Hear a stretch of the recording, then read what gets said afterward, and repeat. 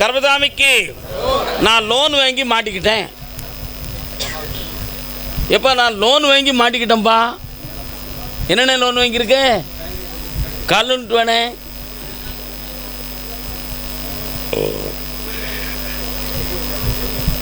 முத்துக்களோ பெண்கள் தித்திப்பதோ கண்ணம் சந்தித்த வேளை. மெட்ராஸ் போனீங்களா இடையில? இதுக்கு முன்னால் அங்கே இருக்கும்போது யாரெல்லாம் அவங்களுக்கு ஃப்ரெண்ட்ஷிப் ஆனாங்க? சரி, தேவையில்லாமல் சிலர்கிட்ட மாட்டி வேதனைப்பட்டுட்டீங்களே, உண்மையா? அதில் நிறைய பண நஷ்டம், மன நஷ்டம். ஆமாம், 5 மணி 6 மணிக்கு மேலே ஓயாமல் சுற்றுறதும் வைக்கிறதும் மகா தப்பு இல்லையே. கால் வந்துட்டுவாங்க. யாருக்கு யார் சொந்தம் என்பது என்னை நேருக்கு நேர் கேட்டால் நான் என்ன சொல்வது? சபாஸ் மாப்பிள்ளை படத்தில் சீர்காழி கோவிந்தராஜன் பாடின பாட்டு. இப்போ உன்னுடைய நஷ்டங்களையும் நீக்கி தரணும், நிறையான ஒரு தொழிலை உருவாக்கி தரணும், உன் லோனை அடைச்சி தரணும். அப்படி இல்லைன்னா வழக்கு விசாரணை வரக்கூடிய ஒரு சூழ்நிலை இருக்குது. அந்த சிக்கலில் உன்னை மாட்டாமல் நான் காப்பாற்றி தந்தா போதுமா? போதுங்களா? அமாவாசைக்கு பிறகு என்னையை நீ பார்க்குற, அதை நீ சரி பண்ணி தரேன், தைரியமாக இரு. அமாவாசைக்கு பிறகு என்னை பாரு, எல்லாம் வெற்றியாகி தரேன். நல்லாரு மகனே. பொள்ளாச்சி என்னாச்சு? காக்க வேண்டும் கனிமழலை வாய் திறந்து பேச வேண்டும், கவலைகளை உன்னிடத்தில் தந்தேன் கண்ணா, கருணையே வடிவாக வருவாய் கண்ணா, கண்ணா கண்ணா கண்ணா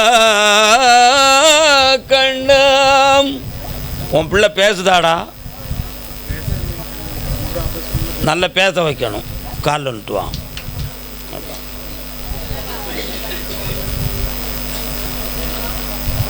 கருணை முகமே கடின வாழ்வே, பக்கத்தில் வா, பக்கத்தில் வா. கையப்படி, கண்ணை மூடு, நல்லா சிக்கன்னு முடிக்கா. ஏய், அவனை ஒன்றும் சொல்லாதீங்க, அவன் பாட்டு என்ன வேணாலும் செய்யிட்டு விடுங்க. ஏய்,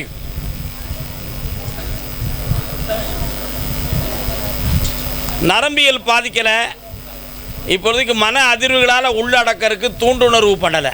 உன் பிள்ளைய நான் பேச வச்சு தந்தா போதும்லாடா. அடுத்த முறை என்னையை பார்க்கும்போது உன் பிள்ளை சந்தோஷமாக பேசுவான். பேசின பிறகு தான் நீ என்னையை பார்ப்ப. கால் வந்துட்டுவான்.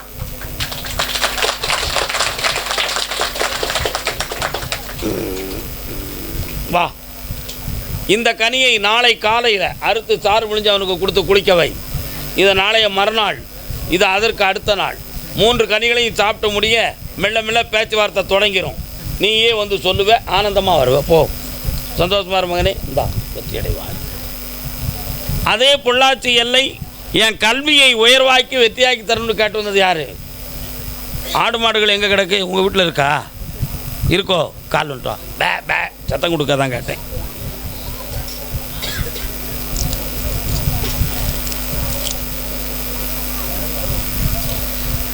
பருவம் பொல்லாதது. இன்னொரு தரம் கால் வந்துட்டு வா.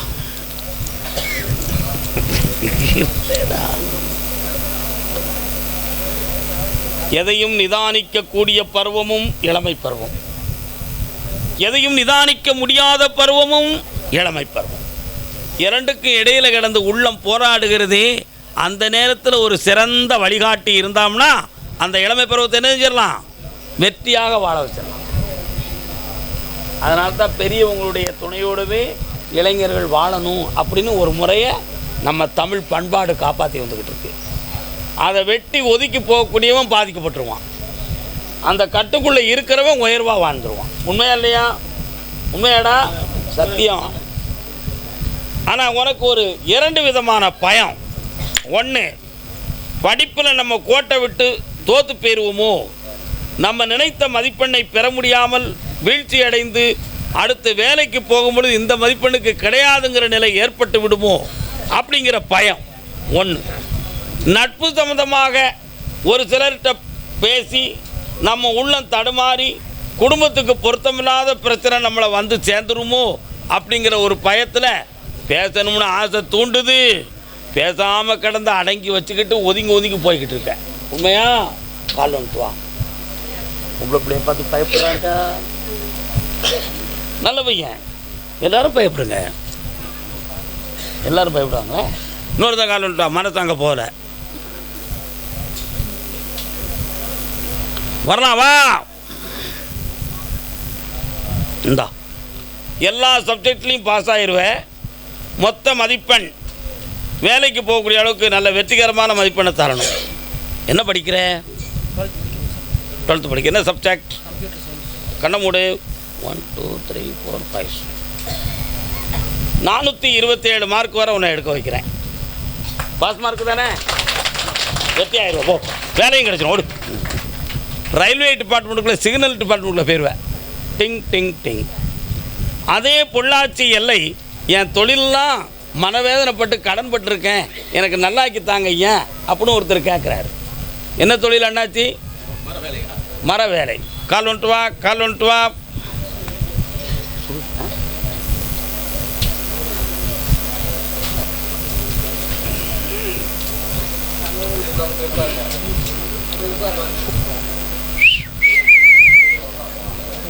உட்காரலாம். நல்ல நிம்மதியாக உட்காருங்க.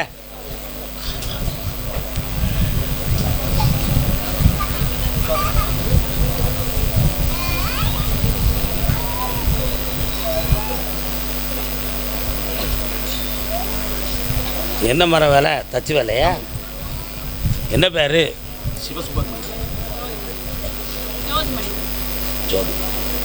நரம்புகள்லாம் ரொம்ப தளர்ந்துருக்க. என்ன விஷயம்? டாக்டர்கிட்ட போய் பார்த்தீங்களா?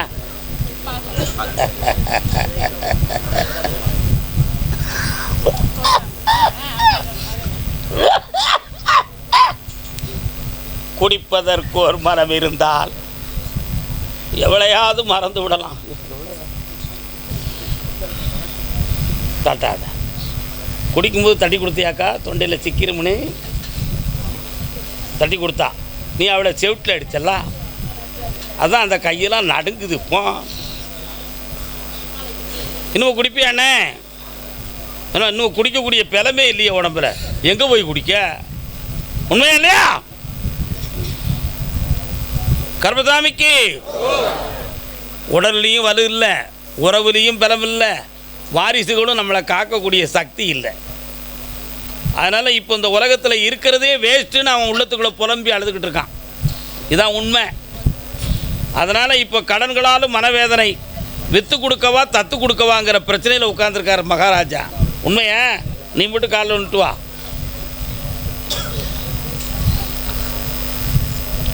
முருகா உன் பாட்டெல்லாம் இனிக்கின்றது. இன்னொரு 3 முறை என்னைய பார்க்க வரணும்ப்பா. இந்த நோயவும் தீர்த்து தருவேன், பணமும் தருவேன், உனக்கு தொழிலையும் நான் உருவாக்கி தரேன். வேறு என்ன வேணும்? வெற்றியாகி தரேன். சரி, நல்லா இருக்கும். கர்மசாமிக்கு மகனை பற்றி கேட்க வந்தது யாரு? வாடா தம்பி, கால் வந்துட்டு வா.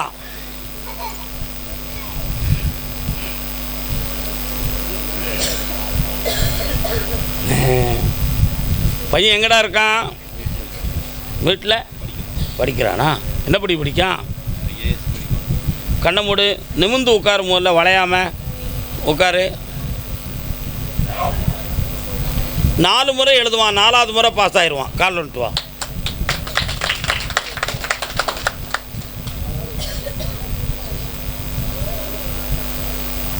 முதல் டூட்டி உத்தரப்பிரதேசத்தில் போடுவேன். ஜெயிச்சு வந்து என்னைய பார்க்கணும். வெற்றி அடைஞ்சுவா. சுவாமியே போயிட்டோம். கால் வந்துட்டு வாடா தம்பி. குண்டா பெரிய குண்டா. அப்போ குண்டா இருந்தால் சாமி கூப்பிடுவாரோ அப்படின்னு நினைக்கிறீங்களா? நம்ம குண்டா இல்லையே. என்னடா வேணும் உனக்கு? கல்யாணம். இப்போ கல்யாணம் முடிக்காட்ட என்ன? முடிச்ச உங்க ரொம்ப சந்தோஷமாக இருக்கிற யாராவது சொல்லுங்கள். கல்யாணம் முடிக்கணும் யாருக்கு? உனக்கா?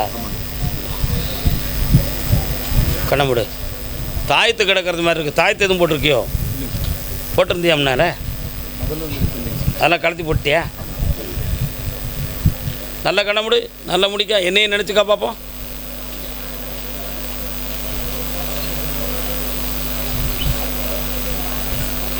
சின்ன சின்ன மூக்குத்தியா, சிகப்பு கல்லு மூக்குத்தியா, கன்னி பொண்ணே ஒய்யாரம் கண்டு கண்ணை சிமுட்டுற மூக்குத்தியா, கண்ணை சிமுட்டுற மூக்குத்தியா. பாதை தெரியுது பாருங்கிற ஒரு படத்தில் உள்ள பாட்டு இது. ஒரு நேரத்தில் உன் மனம் கொஞ்சம் பின்னால் போச்சு, என்னடா அதிலிருந்து தப்பிச்சு உன்னை மீட்டி கொண்டு வந்து இப்போ நிப்பாட்டி வச்சுருக்கேன். அதனால் இப்போ உனக்கு நிலையான ஒரு வாழ்க்கையை நான் தரணும். அதுக்குரிய ஒரு சூழ்நிலைகள்லாம் வந்தாச்சுன்னு பார்த்தேன். நல்ல பாதை தான் தெரியுது. சரியா? என்னடா ஆடி அமாவாசை வரை நீ பொறுத்துக்கிட்டனா அதுக்கு முன்னாலேயே நல்ல ஒரு வரனை கொண்டு வந்து வச்சு திருமணத்தை பேச ஏற்பாடு பண்ணித்தாரேன். கால் வந்துட்டு வா.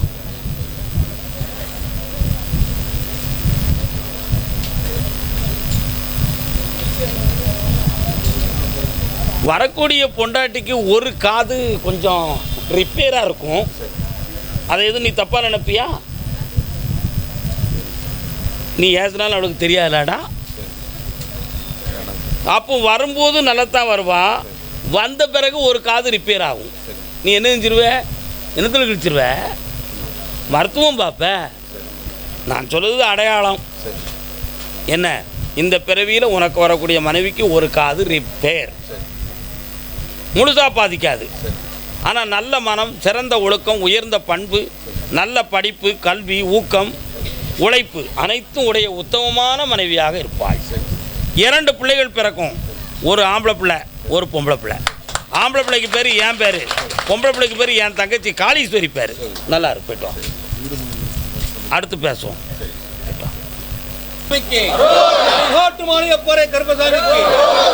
பாண்டி சித்தருக்கு, வாக்கு சித்தர் ஐயப்ப சாமிக்கு, 8ஆம் அடி கருப்பனுக்கு, ஏற்றவரத்தை அள்ளி தரும் கருப்பசாமிக்கு, திருச்செந்தூர் முருகனுக்கு, செந்தூர் முருகனுக்கு, கடற்கரை ஆண்டிக்கு, கருப்பசாமிக்கு, கருப்பசாமிக்கு, புதுக்கோட்டை, தொண்டைமான் புதுக்கோட்டை, தொண்டைமான் புதுக்கோட்டை. என்ன வாங்க, காலில் வந்துட்டு வரலாம். இவரு இப்படி இப்படினாரு, என்னன்னு கேட்போம். வரலாம். என்ன வேணும்? என்ன வியாபாரம்? பக்கத்தில் வாங்க. உன்னுடைய கட்டுமனைக்கு நான் போய் பார்த்தேன். உங்கள் வீட்டு எல்லையெல்லாம் தாண்டணுன்னு ஒரு கம்மா கரை தெரியுத, எங்கே இருக்குது? ரோட்டெல்லாம் தாண்டணுன்னு. கருப்பசாமி கோயில் எங்கே இருக்கு? முத்துக்கருப்பசாமி கோயில் தங்கச்சி எங்கே இருக்கார் அவரு? சரி, கரெக்டு. 1. மாரியம்மா எங்கே இருக்கா? கல்ல விட்டு வரலாம்.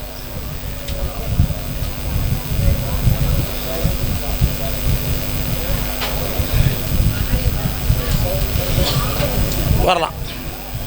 இப்போ 6 மாதமாக அவனுடைய வியாபாரத்தில் நஷ்டமும் மனவேதனையும் நடக்கு. மக்கள் வரவே இல்லாத அளவுக்கு கட்டி போட்டது மாதிரி இருக்குது. அதை வெட்டியாக்கி தந்தால் போதுமில்ல? இந்தா, இனி மக்கள் மழை வருவாங்க, பணம் பெருகும், உன் கடன் தீரும், நல்லா இருப்பான். அதே புதுக்கோட்டை எல்லை பிள்ளையை பற்றி கேட்க வந்தது யார்? என்னென்ன பிள்ளை? என்ன ராஜேந்திரனே, என்ன பிள்ளை? உட்காந்து சொல்லுங்க முதல்ல, என்ன பிள்ளை? பரவாயில்லையே, நீங்கள் உங்கள் அப்பா அம்மா சொல்லி கேட்கலா? வாங்க, பக்கத்தில் வாங்க. கண்ண முடுங்க. உன்னுடைய கட்டுமனைக்குள்ள போய் பார்த்தேன். உனக்கு கொஞ்சம் தெய்வீகத்தில் கொஞ்சம் மனசில் நாட்டம் இருக்குது. இருக்காப்பா? இருக்குல்ல? ஒரு தேவதையை பற்றி ஒரு சிந்தனை, ஒரு பக்தி. ஆனால் இப்போ 3.5 ஆண்டு காலங்களாக பிள்ளைகள்லாம் சட்டப்படியும் குற்றம் செய்யும், சமுதாயப்படியும் குற்றம் செய்யும். உன் சொல்ல மீறி வாழ்க்கையை அமைச்சுக்கிடக்கூடிய அளவுக்கு சொல்லுக்கடங்காத பேவலியெல்லாம் இருக்குது. உண்மையா? இதனால் கொஞ்சம் சமுதாயத்துக்குள்ளேயும் சொந்த பந்தத்துக்குள்ளேயும் பகையும் அவமானமும் மனவேதனையும் நடக்கும். இதில் மாற்ற முடியுமான்னு பார்த்தேன். 3 மாதத்துக்கு பிறகு ஒரு பிள்ளை திருந்தும். அதுக்கு பிறகு இன்னொரு 2 பேர் சண்டை போட்டு திருந்துவான். அதில் உனக்கு ஆபத்தில்லாமல் காப்பாற்றுறேன், கால் வந்துட்டுவான். ஓகே பண்ணி தரேன், ஓட்டி தரேன். நான் உருண்டுக்கிட்டே கும்பிடுறேன், உருண்டுக்கிட்டே கும்பிடு. வரலாம், வா. என்னையை கூப்பிட்டுக்கா, மனசுக்குள்ளே பக்கத்தில் வா, கூப்பிடு. உள்ளத்துக்குள்ளே கூப்பிடு, என்னைய உள்ளத்துக்குள்ளே கூப்பிடு, கண்ணை முடிக்கா. இந்தா, என்னை நினைக்க உனக்கு தொழில் பெருகும். உன் பிள்ளை உன்னை வந்து மதித்து வருவான். போ. கர்பசாமிக்கு கல்யாண சம்பந்தமாக கேட்டு வந்தது யாரு? திருமணம் சம்பந்தமாக. யாருக்கு? கால் வந்துட்டு வரலாம்.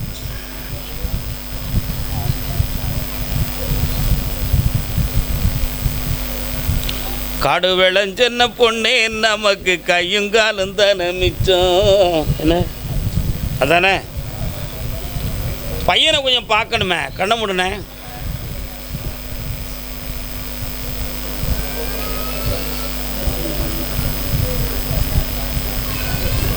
கால் வந்துட்டு வரலாம்.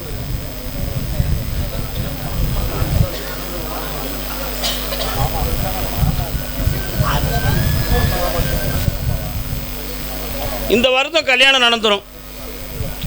ஆனால் அவனுக்கு விருப்பப்பட்ட ஒரு பிள்ளையை கூப்பிட்டு வந்தோம்னா நீ ஏற்றுக்கிடுவியா? தெரியலையா? உறவு முறைக்கு மாறுபட்ட ஒரு பிள்ளைகிட்ட பழகக்கூடிய நிலைமை வந்தால் என்னப்பா செய்வே? நீ ஏற்றுக்கிட முடியுமா?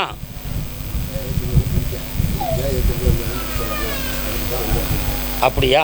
அவன் அப்படி ஒரு பிள்ளைகிட்ட தான் பழக வேண்டிய விதி இருக்குது. நடக்கும், நல்ல கல்யாணமாக இருக்கும், பாவம் இல்லை. புரியுதா? நல்ல தெளிவாக இருக்கும். வேறு என்ன வேணும்? இந்தா, சந்தோஷமாக முடிச்சு தரேன். என்ன, பங்குனி 20க்கு மேலே நடக்கும். சந்தோஷமாக இருக்கும், போய்ட்டு வா. என்ன செய்து? கால் வந்துட்டுவாங்க.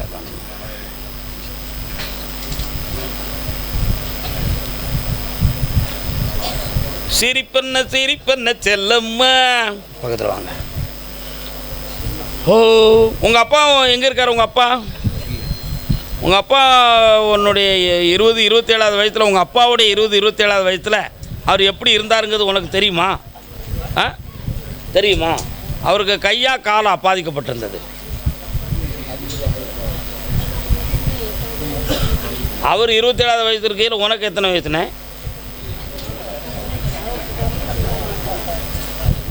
உங்கள் அப்பா எத்தனை வயசு வரை இருந்தார்?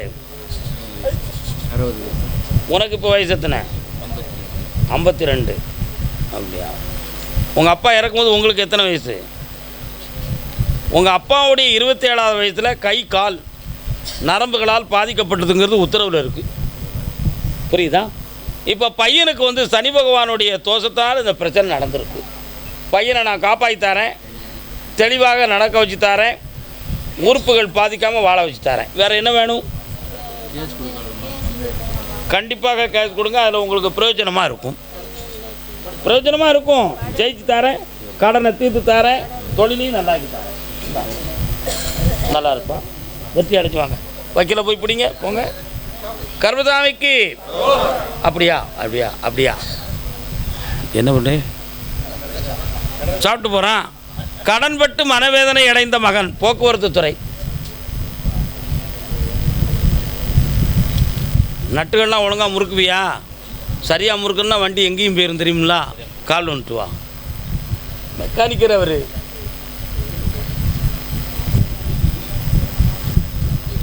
உட்காரலாம்.